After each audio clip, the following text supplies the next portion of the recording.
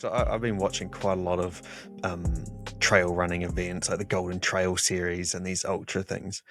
And you see I don't know, maybe the pinnacle of the training where it's cool, it's race day, I get to do this thing. But what you don't really see is all the hours and the day after day repetitive training. I would say that's arguably almost more difficult than doing the thing, the race day. Like, what gets you through that consistent, repetitive nature, like those 130K weeks that you have to do? Like, where does your mind have to be in order to keep ticking those boxes off day after day?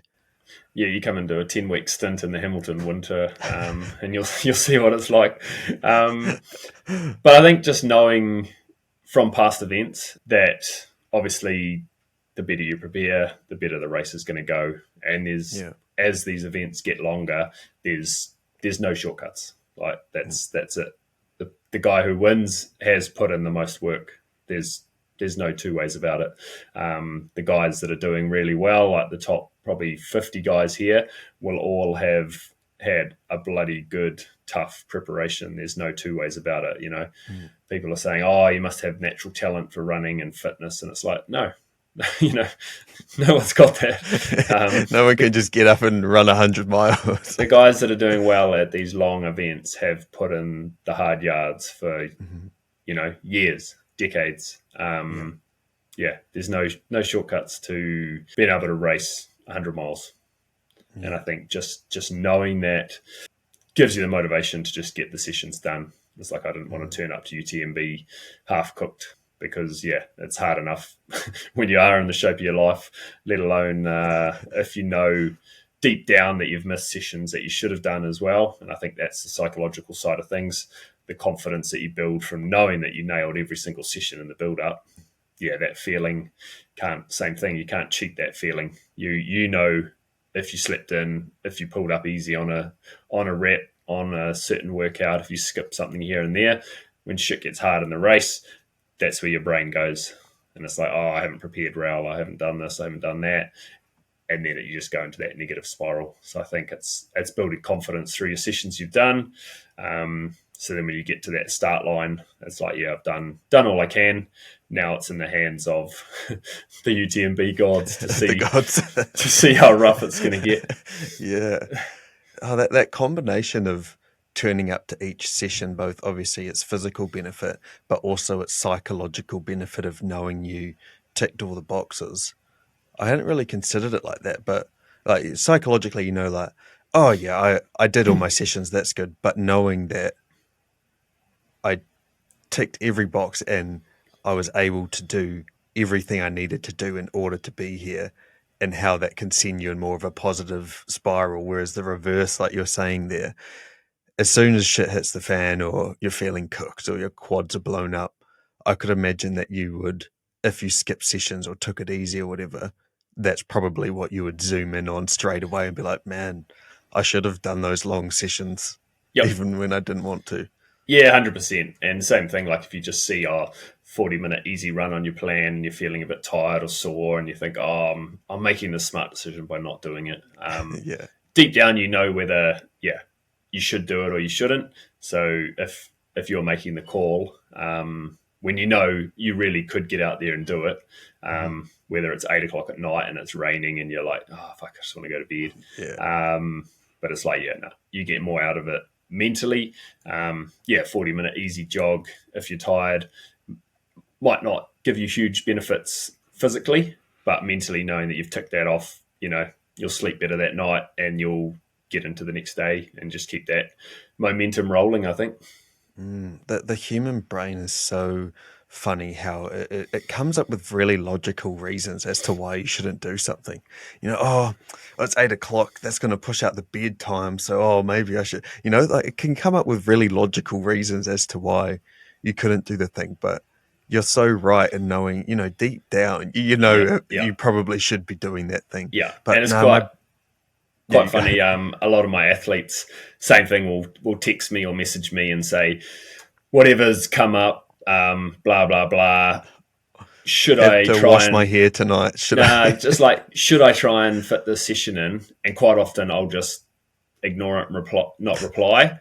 And then 9 times out of 10, they'll do it because they answer it themselves. You Yeah. know, Yeah. if Yeah. it's a certain thing where, I think it shouldn't be done, then I'll say, give it a miss. You know, if there's a niggle or if there's something that looks like it won't benefit them, but 9 times out of 10, they'll message later on and be like, oh, I did it anyway or whatever. And you're like, Yeah. I knew that because you knew that you needed to get it done. Yeah. They're almost just like looking for the Oh, definitely. excuse or the approval. Oh, Yep. nah, coach said I shouldn't do it, so nah, I Yeah. better Yeah. not. Or I'll Yeah. throw it back to them and say, what do you think you should do? You know, Yeah. and same thing. 99 times out of 100, they'll know the right answer because deep down you know.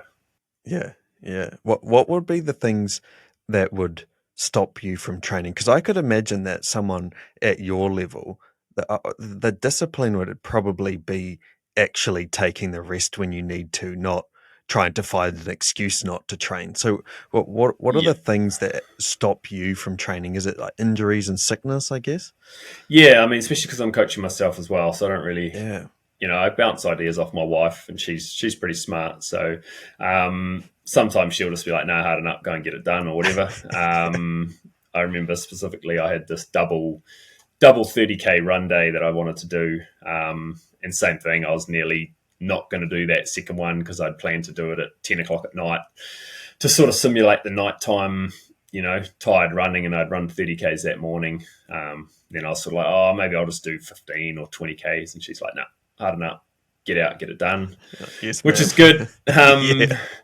But yeah, if I'm sick or run down or something like that, I'll generally make the call now, and it might just be shorten it up a bit or do a bike session or something like that. But because I'm planning my sessions, I've got the flexibility to, adjust things out a day or so if I need to, and I'm not worried about, missing something because I can still get the overall volume and structure of the week or the 2 weeks or whatever the block is that I want.